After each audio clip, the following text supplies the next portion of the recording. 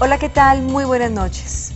Ni la violencia, ni el hambre, ni el rechazo social hicieron que nuestro invitado de hoy perdiera sus sueños, sus esperanzas, sus ganas de salir adelante.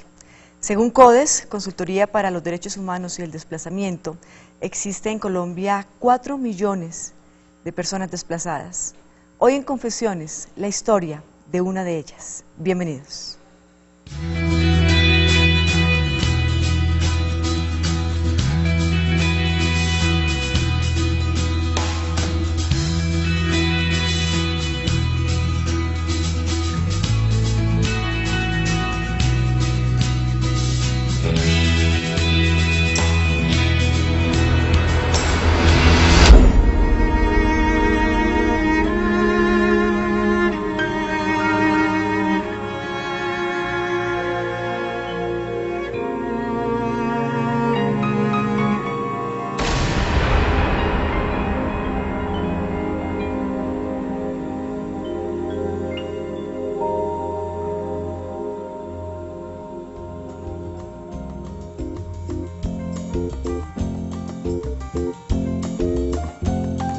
Esta noche estamos con Marino Rivera, él es nuestro invitado de hoy, un hombre que tuvo que pasar por muchísimas dificultades, tuvo que dejar su tierra, llegar a Bogotá y enfrentarse con un mundo completamente distinto.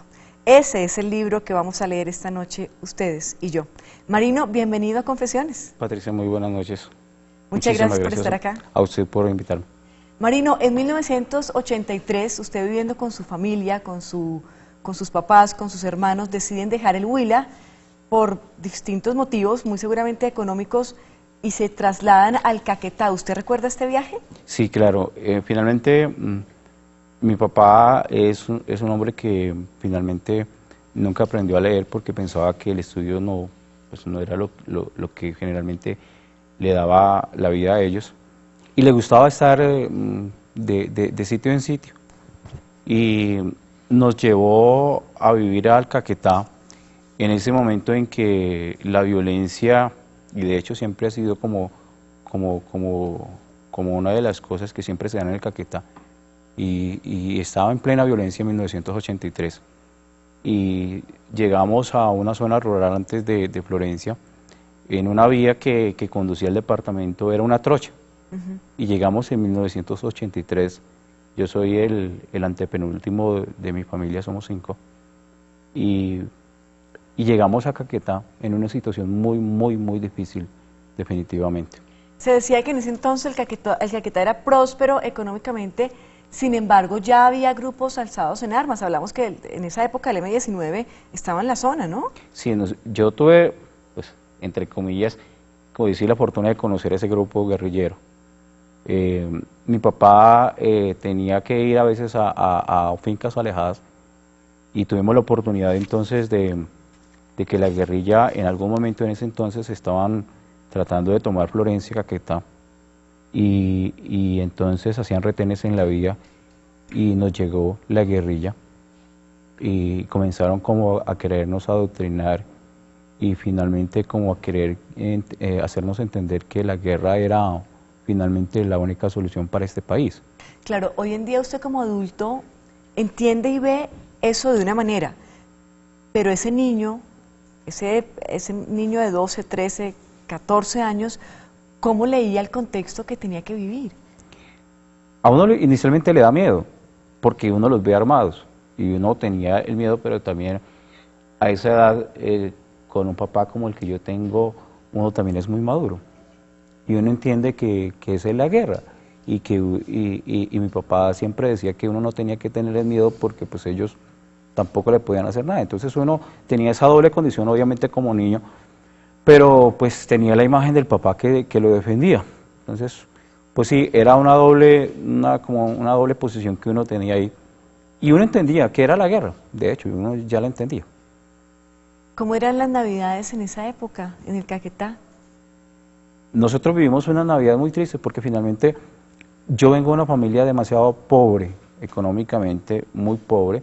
Mi papá era de los típicos bebedores, mi mamá era la típica mujer de la casa, que lo que decía mi papá estaba bien.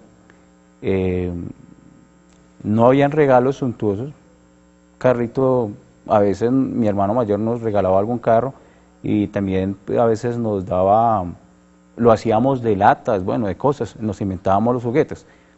Finalmente eran unas navidades muy sencillas para nosotros, a veces llegaba la Navidad y nosotros estábamos durmiendo. Básicamente en ese entorno se desenvolvía lo que era la Navidad para nosotros. Usted estudia y se vuelve técnico y decide comenzar a trabajar. Primero monta un restaurante con una de sus novias, con una de sus parejas, y ahí es cuando empiezan las amenazas, cuando usted empieza a sentir de una u otra manera la presión por parte de los grupos armados. Sí, básicamente yo tengo la fortuna de haber estudiado más que mi familia, porque me gustaba. Yo desde el principio quería ser distinto, y entonces mi papá pues me dio la oportunidad de estudiar mi familia, y yo terminé siendo un bachiller técnico agropecuario en un colegio que estaba en Florencia, en la zona rural, y con el tiempo entonces me dio la oportunidad de seguir trabajando en la parte de educación. Siendo bachiller técnico agropecuario, en ese entonces los docentes no requerían de una preparación o de un título académico como normalista. Entonces en el Caquetá, pues por la necesidad del servicio y todo ese proceso, utilizaron los bachilleres para que se fueran a zonas apartadas del Caquetá. De hecho el Caquetá es muy grande, y tuve la oportunidad entonces de ser docente en una zona muy apartada que es Solano, Caquetá, que aún se llega por vía fluvial. Y ¿Es de la única manera de llegar allá? Claro, es la única manera. De allí tenía que quedarme en Solano, que es una población que solamente había un carro. Era una novedad ver un carro. Hay cerca una zona, hay una base militar que es una de las en las que están, por ejemplo, presencia de ejército gringo. Y allí había que caminar 6 horas de ahí para la escuela. Había que caminar, las escuelas son hechas en madera. Eso es en los 90, en los 90, como en el 93, algo así. Y llegó ahí porque también una víctima de la violencia, que fue Jesús Ángel González Arias, que era en ese entonces del gobernador del Caquetá, me dio también la oportunidad. De llegar a ocupar ese puesto. Y lo hice también porque necesitaba sentirme independiente.